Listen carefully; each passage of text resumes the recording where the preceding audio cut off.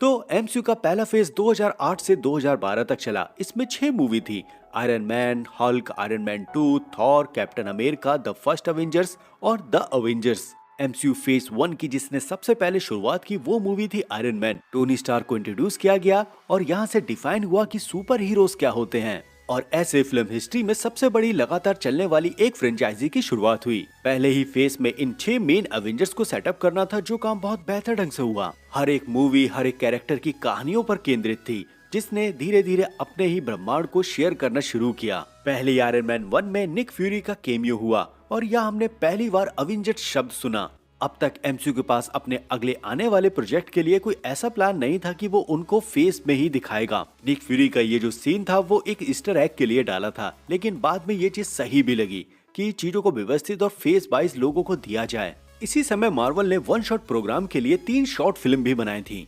Haber item 47, जिसे movie के Blu-ray print के साथ डिजिटल रिलीज में जोड़ा गया। अब अगर हम फेज 1 के विलन की बात करें तो हमें आयरन मैन में दिखा Obadiah Stane AKA Iron Monger, Hulk में था Emil Blonsky AKA Abomination, Iron Man 2 में था इवान वोंको AKA विप्लैश और जस्टिन हैमर, थॉर में लोकी और Captain America the First Avenger का विलन था रेड स्कल। फिर हमारे सामने आई द अवेंजर्स और इसका विलन था लोकी। यहीं पर इसका पोस्ट क्रेडिट सीन भी इंट्रोड्यूस हुआ। यहाँ पहली बार थैनोस को दिखाया गया और ये भी क्लियर कर दिया गया कि जो आप ये देख रहे हो वो एक इन्फिनिटी सागा है। फिर इसके बाद कॉमिकॉन हुआ। मार्वल ने अपने अपकमिंग प्रोजेक्ट के बारे में बताया और एमसीयू फैंस के खुशी का कोई ठिकाना नहीं रहा, क्योंकि ये सारी कहानी कनेक्ट हो रही थी इन्फिनिटी स्टोन्स के साथ। अब तक जो फेज 1 था उसमें 2 स्टोन्स पहले ही दिखा दिए गए थे। टेसरेट के अंदर स्पेस स्टोन था और लोकी का जो डंडा था उसके अंदर माइंड स्टोन था। फेज 1 जैसे ही कंप्लीट हुआ, अवेंजर्स मूवी को जब लोगों ने देखा तब सभी ने इसकी तारीफ की। क्रिटिक्स को भी ये मूवी पसंद आई, क्योंकि ये सारे कैरेक्टर जो अलग अलग अपनी कहानियों के साथ चल रहे थे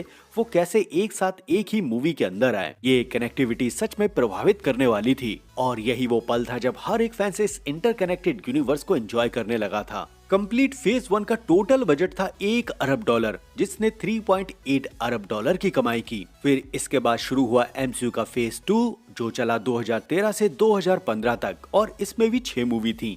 iron man 3, Thor the dark world, captain America the Winter Soldier, Guardians of the Galaxy और अवेंजर्स एज ऑफ अल्ट्रॉन और एंटमैन। इतना ही नहीं बल्कि इसी दौरान एमसीयू ने अपनी पहली टीवी सीरीज को भी हमें दिया था।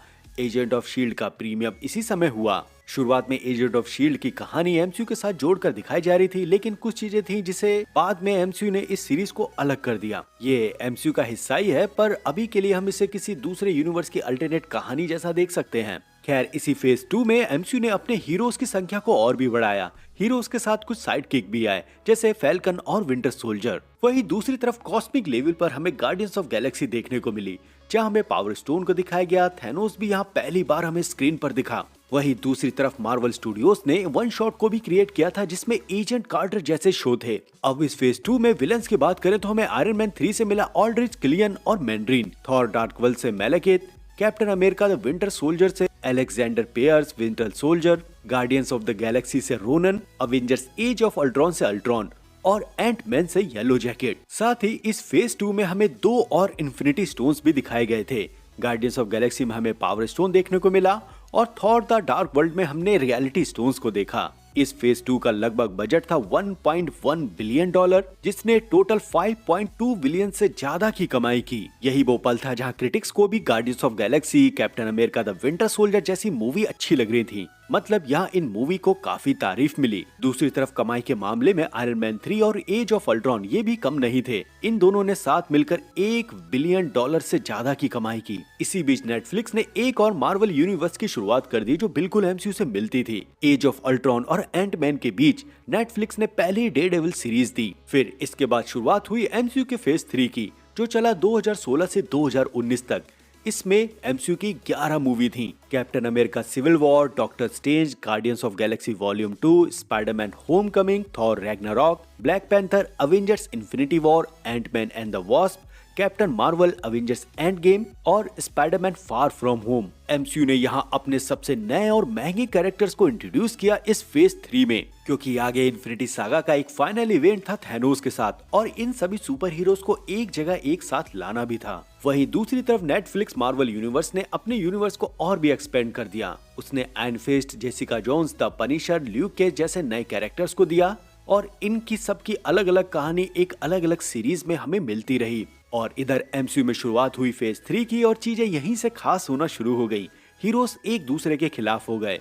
कैप्टन अमेरिका सिविल वॉर में हमने हीरोज वर्सेस हीरोज को देखा, वेरन ज़ीमो एक ऐसा सुपर विलन जिसके पास कोई भी सुपर पावर नहीं है, वो हमारे तुम्हारे जैसा एक इंसानी है। उसने अवेंजर्स को आपस में लड़वा दिया। वहीं इस फेज में डॉक्टर स्ट्रेंज भी थे जिन्हें पहली बार इंट्रोड्यूस किया गया और इनके सामने थे कैसिलियस और Dormammu. Guardians of the Galaxy volume 2 में विलन था ego the living planet. Spiderman Homecoming में विलन था वल्चर। थॉर रैग्नारॉक में विलन थी हेला और ब्लैक पैंथर में विलन था किलमॉन्गर। फिर अवेंजर्स इन्फिनिटी वॉर में Thanos, Ant Man and the Wasp में घोस्ट और फिर अवेंजर्स एंड गेम में फिर से थैनोस। अब आखिरी में फेज 3 खत्म हुई स्पाइडरमैन फार फ्रॉम होम से, जिसका विलन था मिस्टीरियो। 2020 में जैसे ही फेज 3 कंप्लीट हुआ तब कोविड आ गया और एमसीयू ने एक साल का ब्रेक ले लिया। पूरी इन्फिनिटी सागा जो 2008 से अपने 3 फेज के साथ चली, उसने थैनोस पे आकर अपनी कहानी को समाप्त कर दिया और फिर शुरुआत हुई फेज 4 की जो 2021 से 2022 तक थी। अब एमसीयू अपनी कहानी को एक नई दिशा देना चाहता था, इसलिए उसने इंट्रोड्यूस किया मल्टीवर्स सागा।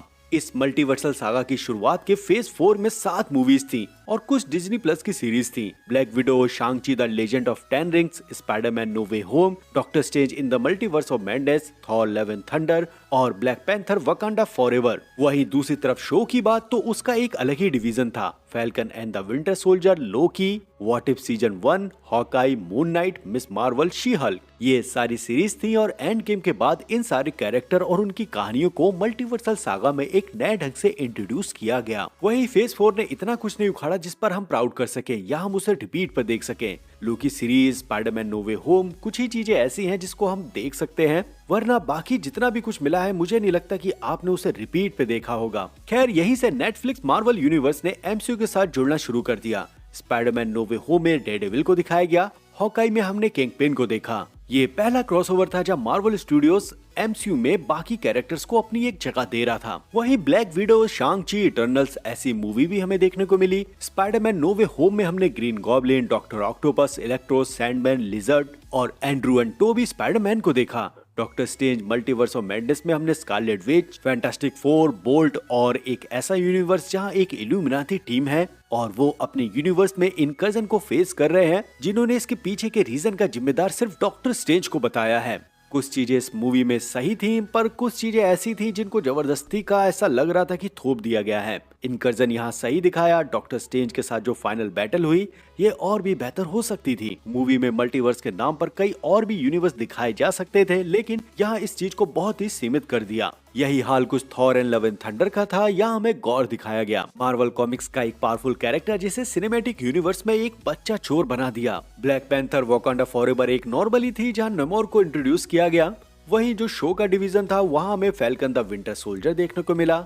एक बेहतरीन सीरीज लोकी की देखने को मिली। व्हाट इफ का सीजन 1 हमें दिया गया। वहीं मार्वल टेलीविजन से डिज्नी पर हमें शो देखने को मिला वांडा विजन और इसकी विलन थी Agatha Harkness. Falcon and winter Soldier से थे फ्लैग स्मैशर, लोकी से था ह्यू रोमेंस, हॉकाई से किंगपिन, मून नाइट से आर्थर हैरो। यहाँ इस फेज 4 का पूरा बजट 1.5 अरब डॉलर था, जिसने लगभग 5 अरब डॉलर से ज्यादा कमाई की। यही वो कोविड का समय था जब मूवी रिलीज नहीं हो रही थी और लोग थिएटर नहीं जा रहे थे, फिर भी इसके बावजूद इन सारी चीजों ने मिला जुला काम किया। फिर इसके बाद शुरुआत हुई फेज 5 की जो चली 2024 से 2025 तक। इसमें 6 मूवी थी और 9 सीरीज थी। इन मूवीज में है Ant Man and the Wasp, Quantumania, Guardians of the Galaxy Volume 3, the Marvels, Deadpool and Wolverine, Captain Marvel एक बहादुर दुनिया और थंडरबोल्ट्स। सीरीज की बात करें तो हमें secret इन्वेशन, Loki season 2, what if season 2, echo, Agatha all along, eyes of Wakanda, your friendly neighbourhood Spiderman, Daredevil born again, iron heart शामिल हैं। वहीं इस समय जो फेज चल रहा है वो है फेज 6, जिसकी शुरुआत हो गई है 2025 से और एंड होगी 2027 तक। पहली मूवी फेज 6 की थी फैंटास्टिक फोर और अब इस साल 2026 में है स्पाइडरमैन ब्रांड न्यू डे और अवेंजर्स डूम्सडे। इस फेज का एंड अगले साल 2027 सीक्रेट वॉर्स तक खत्म हो जाएगा, लेकिन रूमर का मानना यह है कि सीक्रेट वॉर्स हमें 2 पार्ट में देखने को मिल सकती है। इसलिए ये फेज 6 2028 में भी खत्म हो सकता है। फिर इसके बाद फेज 7, 8, 9 भी है, जिसे म्यूटेंट सागा या टाइमलेस सागा कहा जा सकता है। लेकिन उससे पहले फेज 6 के आखिरी शो डाउन सीक्रेट वॉर्स में MCU फिर से सॉफ्ट रिबूट होगा। यहाँ से जितनी भी कैरेक्टर्स की कहानियां चल रही हैं, जैसे एक्समैन, अवेंजर्स, इनह्यूमंस या बाकी यूनिवर्स के फैंटास्टिक फोर, ये जितनी भी बिखरी हुई स्टोरी है उनको एक साथ लाया जाएगा, ताकि इसके बाद जो अवेंजर्स या कोई बड़ी मूवी हमें देखने को मिले, वहाँ ये सारे जितने भी कैरेक्टर्स और इनकी कहानियां हैं वो कनेक्टेड रहे। क्योंकि जो अभी डूम्सडे में हो रहा है और हम यहाँ पर जो एक्समैन की कहानी देख रहे हैं, ये कहानी आज से 20 साल पहले की है, जिसको अब एक कंटिन्यूटी दी जा रही है। ऐसे ही हाल बाकी स्टोरीज के भी है जो आज से 20 साल पहले रुक गई थी। अब फेज 7 की शुरुआत में ये सारी चीजें एक नए ढंग से शुरू होंगी। अवेंजर्स, एक्समैन, फैंटास्टिक फोर, इन सब की कहानियां एक साथ हमें देखने को मिलेंगी। वहीं अगर इन नए फेज को नाम दिया गया टाइमलेस सागा, तो ये बिल्कुल कैंग की कॉमिक्स और उसकी कहानियों से मैच करेंगी। खैर, टाइमलेस सागा में कैंग को एक मेन विलन दिखाना ये बहुत बड़ा टॉपिक है। किसी ने अगर कॉमिक्स पढ़ी है तो वो इस चीज को समझता होगा। लेकिन MCU में जो कैंग के हाल हुए हैं, मुझे नहीं लगता कि आगे कैंग को लेकर MCU सीरियस होगा। फिलहाल अभी ज्यादा दूर नहीं जाते हैं, 1-2 दिन में स्पाइडरमैन ब्रांड न्यू डे का ट्रेलर आने वाला है। 6 मार्च से 13 मार्च के बीच स्पाइडरमैन ब्रांड न्यू डे का ट्रेलर हमें कभी भी देखने को मिल जाएगा। वहीं डूम्सडे के ट्रेलर का कोई भी अता पता नहीं है। तो अभी के लिए इतना ही। चैनल को सब्सक्राइब करना मत भूलना। मिलते हैं अगली वीडियो के साथ, तब तक आप अपने मजे लो। बाय। तो अभी के लिए इतना ही। चैनल को सब्सक्राइब करना मत भूलना। मिलते हैं अगली वीडियो के साथ।